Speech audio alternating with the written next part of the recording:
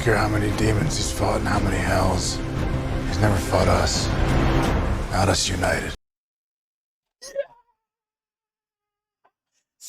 So, AEW had their massive event, Beach Break, because of course we need to theme it to compete with, to, give us the big moments, because we certainly should have a Beach Break show in winter, especially after the snowstorm. Like, seriously, there's a lot of snow out there still. Oh man, I am excited, everyone. I am excited for the future. So, Jon Moxley, you got the Moxley, kid. You got the Moxley. With fellow Death Triangle cohorts, PAC, the Bastard, and Rey Fenix, teamed up in a deadly alliance against the mighty form that is Kenny Omega and the Good Brothers, with Don Callis lurking on commentary. The Good Brothers and Kenny Omega came out first with a rather weird rendition of what sounded like the Bullet Club theme, but Mikey Ruckus, being the great composer that he is, clearly produced it in honor or tribute. And everyone was like, that is kind of weird. Like, they have been wearing the shirts lately whenever they show up and team up together. So, yeah. The very fact that we're getting this match was awesome enough as it is.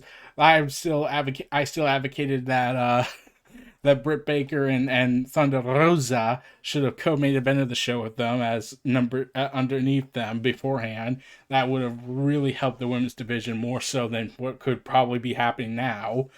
But, yeah. Kenny Omega and the Good Brothers with Don Callis have teamed up together to take on Death Triangle's Rey Fenix and PAC, the Bastard, and Jon Moxley in six-man tag team action. And PAC and Rey Fenix come out. They don't come through the entrances. They come through where Jon Moxley comes out because they want to basically be rock stars.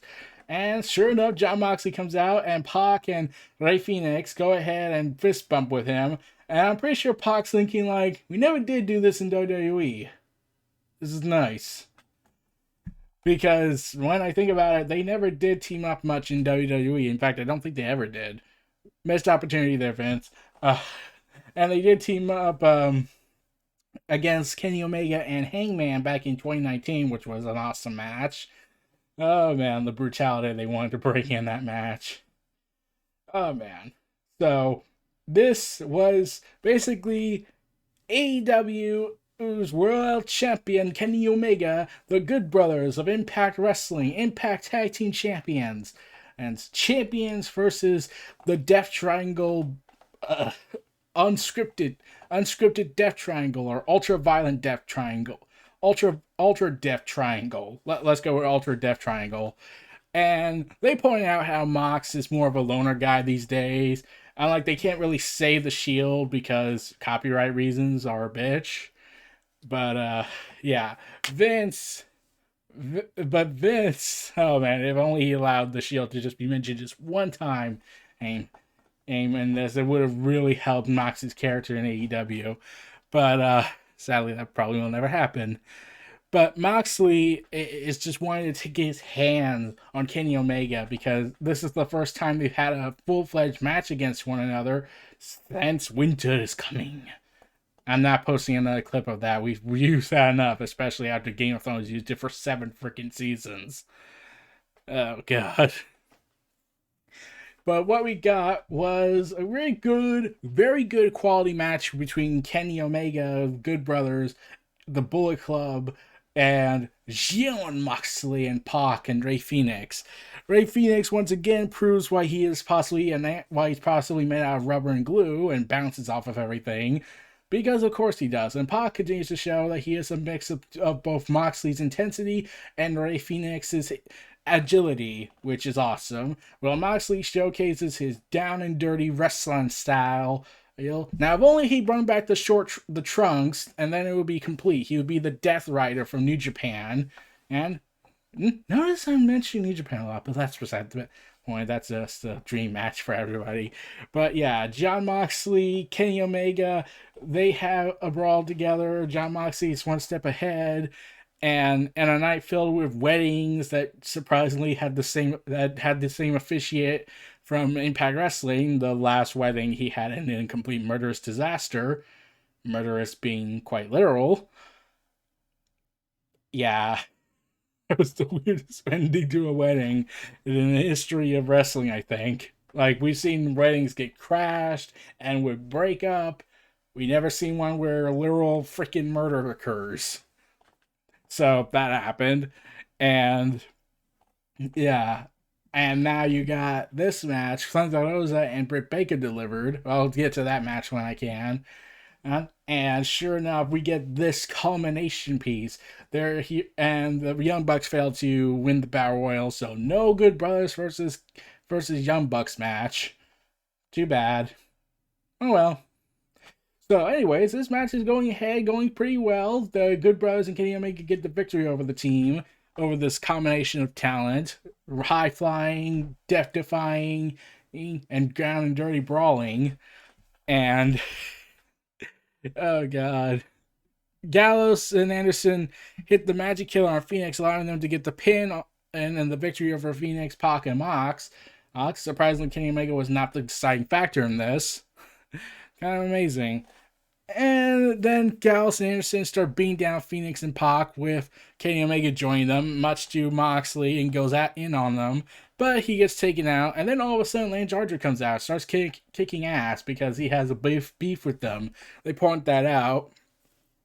And I was like, oh, Kenny Omega's going to be pissed. Because, Lance Archer's stepping in his business. Now we get to see Lance Archer and Kenny Omega potentially.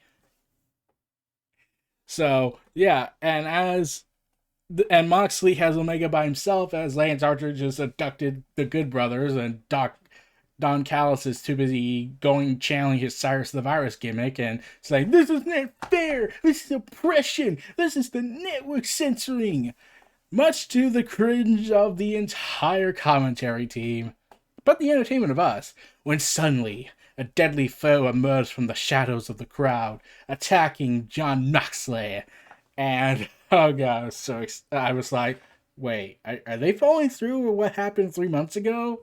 Oh, before winter is coming? And sure enough, long and behold, the masked man takes off his appearance, revealing New Japan Pro Wrestling's KENTA, out to claim his rightful ownership of the IWGP United States Championship. So yeah, the Kenta managed to do what Hiroshi Tanahashi failed to do, kick open the Forbidden Door down. So, yep, I say the door's opened. Well, Vince, time to call it in. This was a good 50 years. I say we're done. Vince, you're done. Like, I know you have all this money, all these contracts, all these deals, but you can't make this kind of content. You refuse to. You refuse to work with people because they're better than you. So I'd say we call it a day. Call it a retirement. Just let Triple H run things. Okay, everyone. Let's see y'all next time.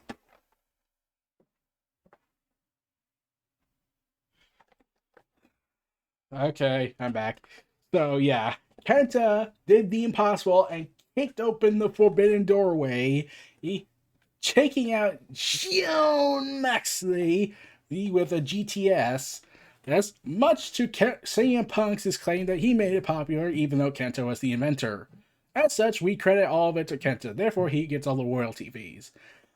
And sure enough, the show ends with this ultimate cliffhanger with Kenny Omega standing on top with a smiling Omega looking at Kenta as like, oh god, this is happening. Boy, Cloud's coming. And then I'm on Twitter ranting and raving and partying with my friends in AEW and all the other wrestling fans who wanted this to happen. AEW, Impact Wrestling, New Japan Pro Wrestling, and by extension NWA, AAA, Stardom, now in a deadly combination of pure athleticism. My god, what will these maniacs think of next? So Kenny Omega decides to one-up it. So he decides to go and hang out with KENTA after the show in an exclusive clip on Twitter. Kenny Omega points out, says, "Come on, man, welcome to the American brand. We can soil." KENTA just smiles and is like, "Shut the fuck up. I'm not your friend. I'm just here to kick Jon Moxley's ass." And then walks off, and Kenny's like, "Okay, I can work with that." Which kind of sums up the New Japan Pro Wrestling and AEW friendship, really complicated relationship of yesteryear, where they clearly show they are willing to work with them, but New Japan was so mad at the Elite for leaving. They're like, "I'm not your friend. Not anymore." And Kenny Omega calls out Tony Khan and says, and decrees, "Okay, the ball's in your court. How about you make it a lights out match, no disqualifications, no countouts.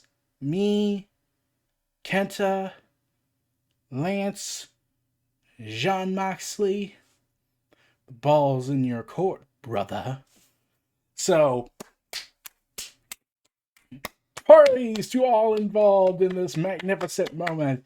AEW got it right. We got a killer a women's wrestling match. Sadly, Hikaru Shida does not factor into any of this because, sadly, that has to be the case. But she is going to have a tournament in her honor. Therefore, it makes up for it. So, yeah, it was.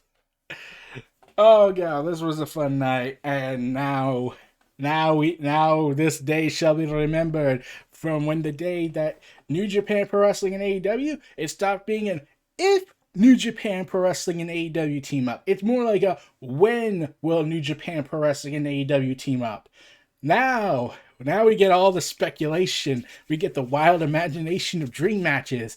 Jay Whitehall, MJF. We get the Good Brothers versus Tamatanga and Tongaloa.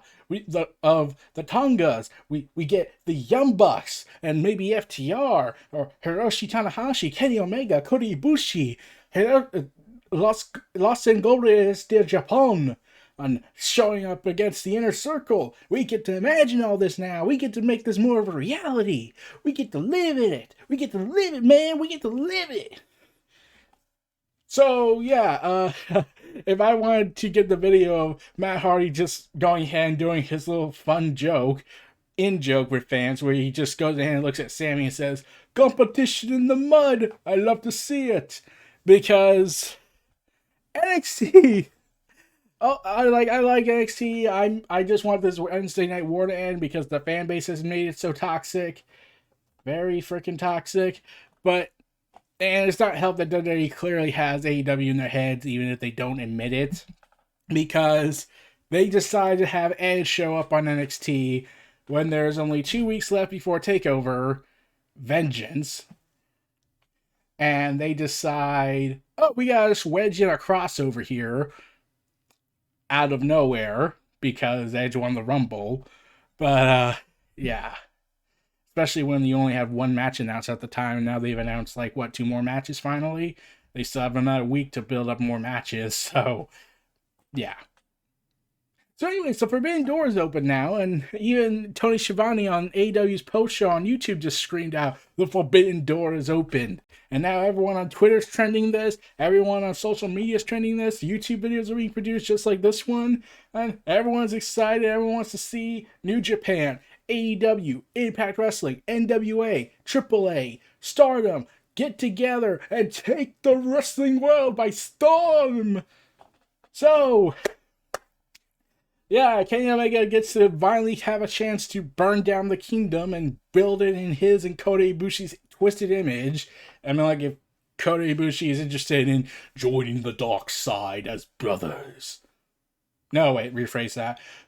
Join me, and together we shall rule this galaxy, or the wrestling world, as lovers.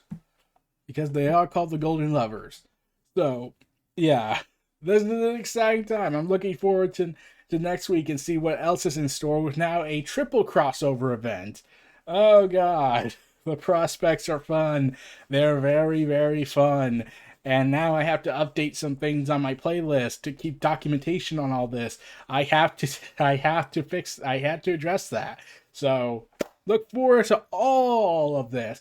Big Money Matt and Private Party showed up on Impact. They just did a promo. That's just about it. They didn't really do anything big. So I didn't really talk about it that much. But be on the lookout with Money Matt working with Hangman. So now Hangman is slowly itching towards the crossover, even if he doesn't want to be part of all that elite business due to all the mental scarring that happened.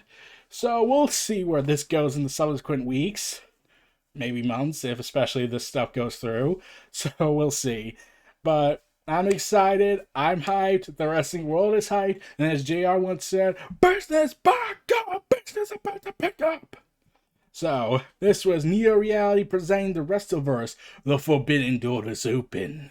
The ball is in Tony Khan's court. So, feel free to like, comment, subscribe. Check out my other channels in the description below. Check out my podcast on Anchor.fm, Neo Reality Collective. Stay tuned for more. I'll see y'all next time. Peace and take care. And just remember, we are all elite.